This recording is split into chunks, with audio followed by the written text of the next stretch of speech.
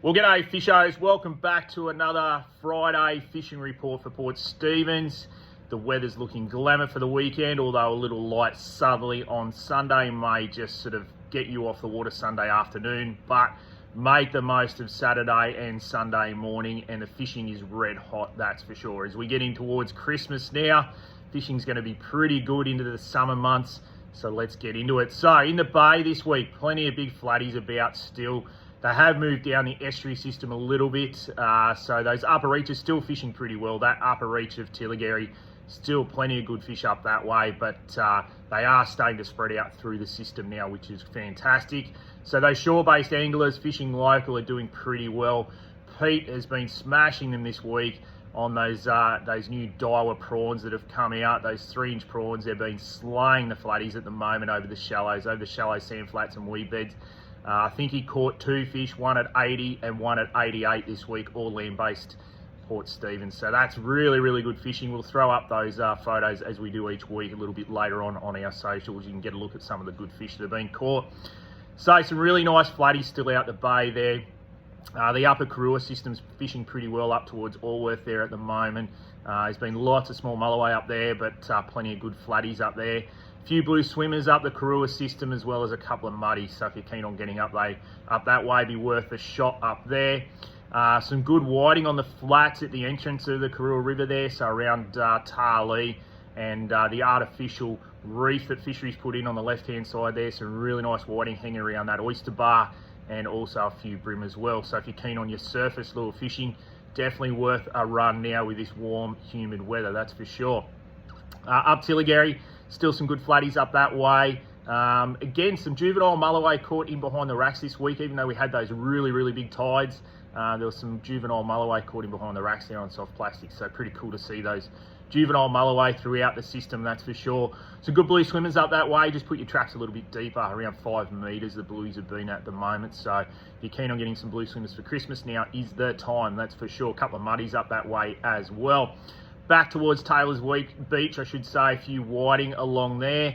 If you're keen on the surface lures or some live worms, we've got plenty of live beach worms in stock this weekend. So if you're keen on doing that, definitely hunt the whiting down, but fish that light leader. That 4-pound leader is the trick to getting those whiting.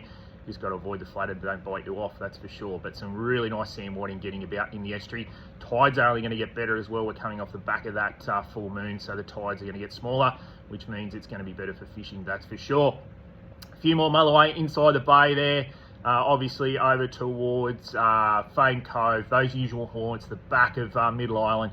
Tide changes the key. Like I said, those smaller tides are going to be better fishing, that's for sure.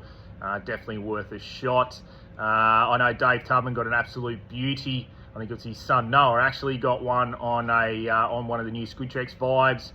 Came in on Saturday, went out Sunday and caught a really nice mulloway there on the Vibe. So again, we'll throw those photos up on our socials a little bit later, that's for sure. So bay fishing well, definitely worth a shot for the whiting. Now down along the breakwalls, obviously you've got the 2 breakwalls, the Anchorage and Nelson Bay. Now the Anchorage has seen a few flatties hanging around it, especially in the shallower side of that particular breakwall as well, back onto the beach there. Been some school mulloway dancing along there as well, chasing the herring schools. Dancing, where did I come up with that one? Anyway, feeding along there. And also down along Nelson Bay breakwall, there's been more mulloway caught down there, but the kings have been down there, but the young fellas that have been chasing and have been eluding them, but really good fun chasing the kings down there if you're keen, that's for sure. I hear a live cuttlefish or a live squid will be the go down there if you're keen to try and catch a kingy. So put the effort in, get your live baits, and away you go, that's for sure. So that's the bay and a wrap up. Bay fishing really, really well at the moment. Now on the beaches, Fingall's a little bit hit and miss, bit of redweed on Fingal unfortunately, so hopefully that'll clear in time with that southerly on Sunday, get rid of that redweed. It is that time of year, we've got that cooler water, the hot air, we get those algal blooms with the nor'easters. But I heard Samurai 1 mile fishing pretty well for whiting as well, and down Barooby. So some really nice whiting starting to get about on the beaches. Andrew went down to Barooby during the week.